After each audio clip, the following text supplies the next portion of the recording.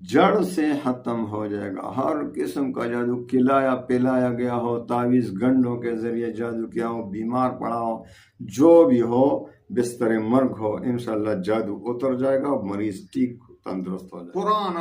پرانا جادو، سالوں والا جادو انشاءاللہ چند دن میں ختم ہو جائے گا، اور جس نے کیا ہے آپ اس کا تماشا دیکھیں گے اور ان پر وہی جادو پلٹ جائے گا انشاءاللہ۔ سے لوگ ایسا پلید قسم کا جادو کر دیتے ہیں، یا تو ان کو کچھ کھلا دیتے ہیں، پلا دیتے ہیں، کوئی چیز وغیرہ کھلا دی اس پر جادو کر دیتے ہیں۔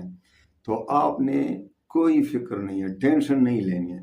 کالا جادو ہو، جو بھی جادو ہو، کھلایا ہو، پلایا ہو، تعویذ گنڈوں کے ذریعے سے قبرستان میں دفن کیا ہو، اس کی کوئی فکر نہ کریں۔ اس شہادت کی انگلی کو آپ نے سر پر 7 مرتبہ پھیرانا ہے، ایک دم پڑھنا ہے۔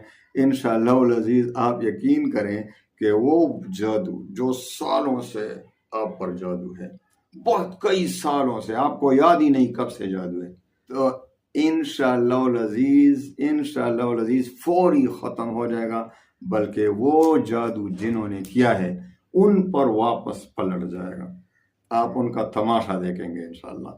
تو آئیے وظیفے کی طرف آتے ہیں۔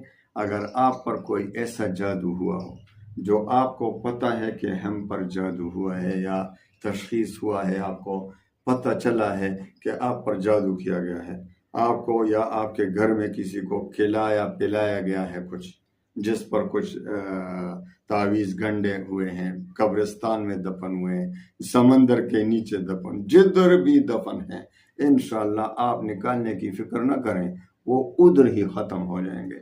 ایسا وظیفہ دیتا ہوں انشاءاللہ۔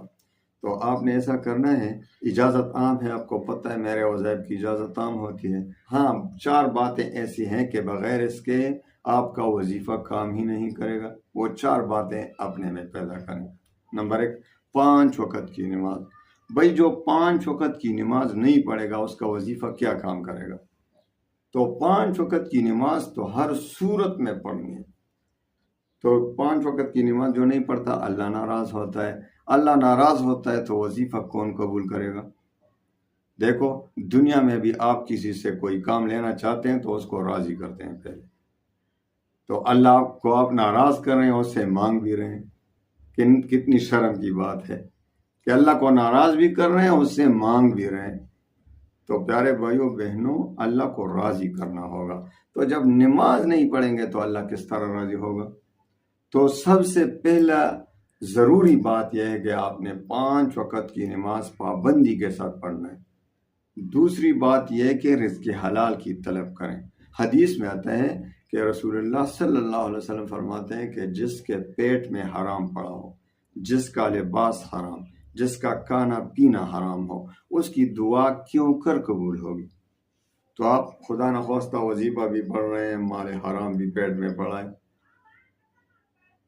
تو آپ کا وظیفہ کیا کام کرے گا؟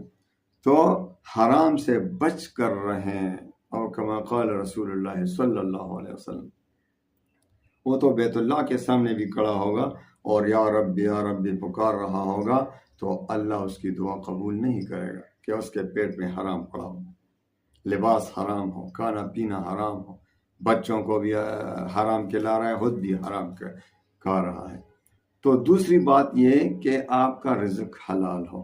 تیسری بات یہ کہ اللہ تعالیٰ پر یقین اور اعتماد کامل ہو، شک نہ ہو۔ بہت سے لوگ وظیفہ بھی پڑھتے ہیں، اللہ پہ شک بھی کر رہے ہیں، نعوذ باللہ، یار وظیفہ کام کرے گا کہ نہیں؟ حدیث قدسی میں آتا ہے کہ اللہ تعالیٰ فرماتے ہیں کہ میں اپنے بندے کے ساتھ اس کے ظن و گمان کے مطابق ہی معاملہ فرماتا ہوں، یعنی جس طرح وہ مجھ پر یقین رکھے گا، گمان رکھے گا، میں اسی کے مطابق معاملہ فرماؤں۔ تو جو اللہ پہ یقین کامل کے ساتھ وظیفہ پڑھتا ہوگا اس کی دعا قبول ہو جاتی ہے، وظیفہ قبول ہو جاتا ہے۔ اور جو شک کر رہا ہو تو اللہ پہ شک کر رہا ہے، تو اس کا نتیجہ یہ نکلتا ہے کہ اللہ تعالیٰ اسی کے ظن کے مطابق اس کا وظیفہ رد فرما دیتے ہیں۔ اللہ نہ کرے، اللہ ہمیں شکوک و شبہات سے بچائے، اللہ ہمیں یقین کامل کی نعمت سے نوازے۔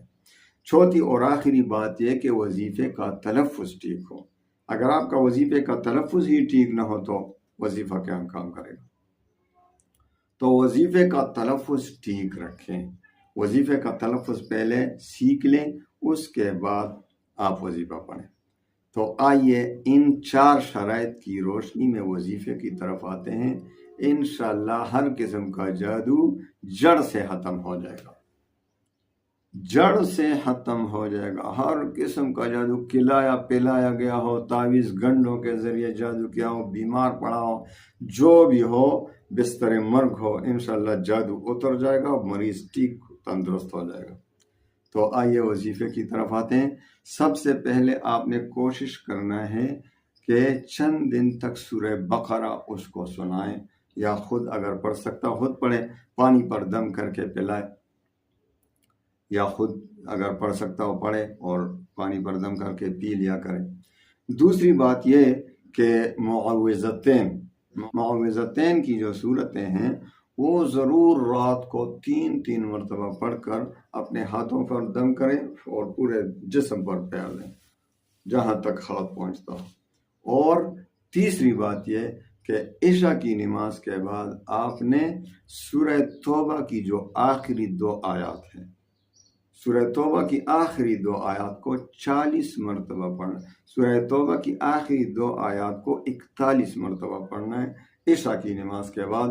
پانی پر بھی دم کریں، مریض کو پلائیں، مریض پر بھی دم کریں، اور یہ جو اپنے داہنے ہاتھ کی جو شہادت کی انگلی ہے، اس کو اس کے مریض کے اگر خود کرتا ہو تو خود کریں، ورنہ کوئی دوسرا جو عمل کر رہا ہو اس کے سر پہ یہ انگلی رکھ کر شہادت کی 7 مرتبہ پیرا کریں، 7 مرتبہ، اور بس پھونک مار دیں۔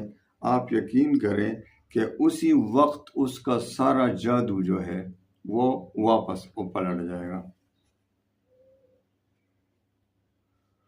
وہ سارا جادو جو آپ پر کیا گیا ہے، آپ کے رشتہ دار پر کیا گیا ہے، کسی بھی مسلمان پر کیا گیا ہے، انشاءاللہ فوری اسی وقت انگلی گھماتے وقت ختم ہو جائے گا، اور مریض بالکل آزاد ہو جائے گا بیماری سے۔ وہ جادو جس نے کیا ہے وہ کتنا ہی بڑا جادوگر ہو، جو بھی ان میں ملوث ہوں گے، جادوگروں کا ساتھی جس نے کروایا ہے، سارا جادو ان پر واپس پلٹ جائے گا۔ لیکن یہ عمل آپ نے کوشش کرنا ہے کہ 40 دن تک مسلسل کریں۔ 40 دن میں پرانا جادو، سالوں والا جادو انشاءاللہ چند دن میں ختم ہو جائے گا، اور جس نے کیا ہے آپ اس کا تماشا دیکھیں گے اور ان پر وہی جادو پلٹ جائے گا انشاءاللہ۔ اللہ تعالیٰ تمام مسلمانوں کے غموم، پریشانیاں، بیماریوں کو خوشیوں میں، اچھی صحت میں، عافیت میں بدل دے۔ وآخر دعوانا ان الحمد للہ رب العالمین۔